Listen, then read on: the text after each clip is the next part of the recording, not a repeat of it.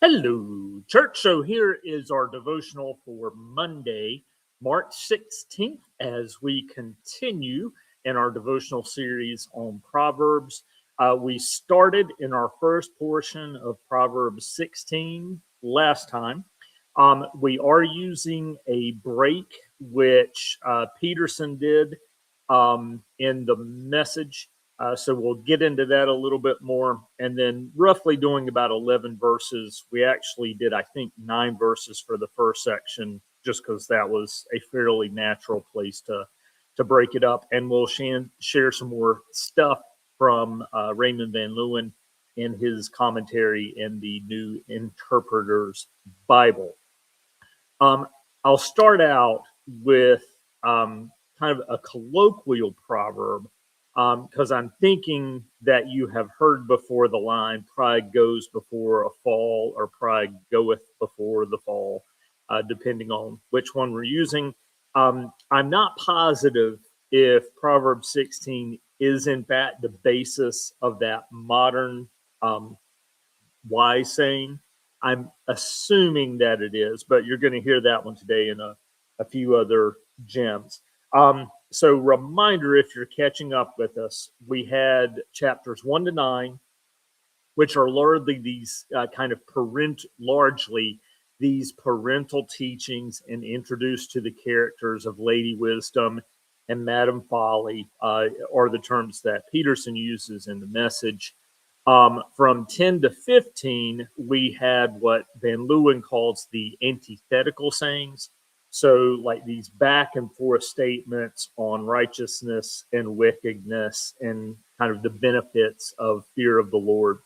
And now we're in a second section called Solomonic, or sayings of Solomon, Solomonic sayings, and kind of a similar pattern where it's going back and forth, but some general statements on not general, they're statements of wisdom that are being shared. So we'll start with our reading at verse 10, and then we will be going through verse 20. I think where we hit the pride goes before the fall, that's going to be around verse 18. Inspired decisions are on the lips of a king. His mouth does not sin in judgment. Honest balances and scales are the Lord's. All the weights in the bag are his work. It is an abomination to kings to do evil, for the throne is established by righteousness. Righteous lips are the delight of a king, and he loves those who speak what is right.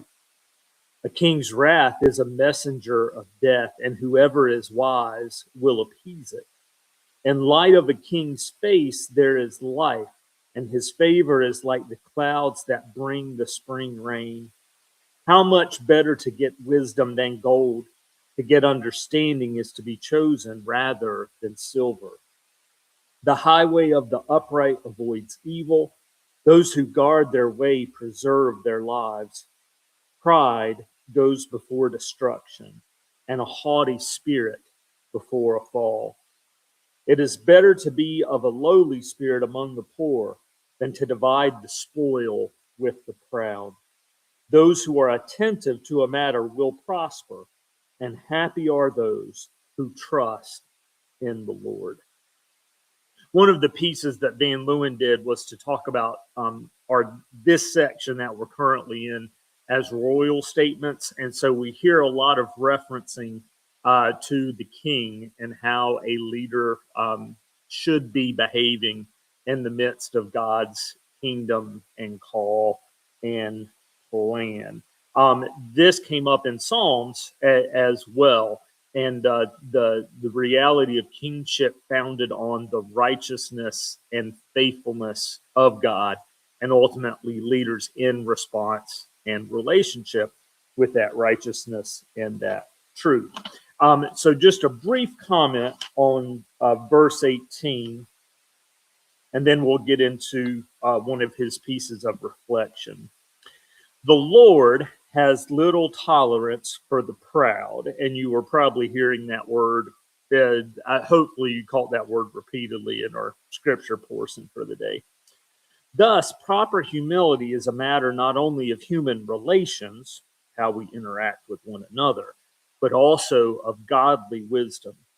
It is the only realistic posture in a world that we do not ultimately control, though we remain responsible agents in that world. And then this is his second portion. We are responsible for the plans of our hearts, for the steps we take, and for the answers on our tongue. And so, at first glance, the route from inner heart to outer speech and action seems direct and unproblematic to us. Yet God is sovereignly present even here.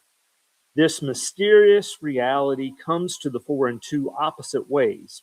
On the one hand, being overly confident in human outcomes can be unexpectedly subverted by an unintended slip.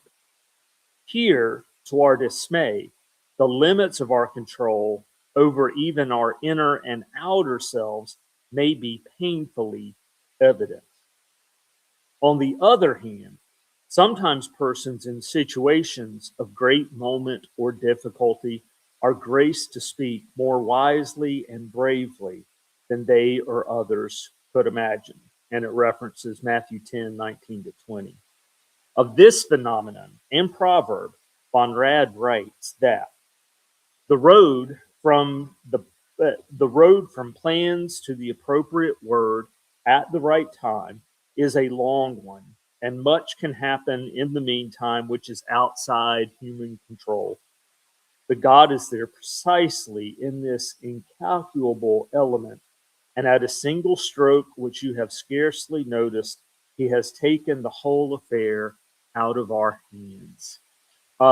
Jesus shares some words about not preparing a defense. And while those moments are hopefully not too frequent in the midst of your life, think about some of those times when, in the midst of significant challenge, you've been able to speak a word of grace and compassion, and saw that instance and that moment changed. And that is God's wisdom at work in us. Our role is to seek that wisdom, to pray for and pursue those moments of grace, and then extend that grace to one another, because it doesn't always happen. That's it for today. We'll be back with you as we finish up Proverbs 16 tomorrow, and we will see you then. Have a blessed day. Talk to you later.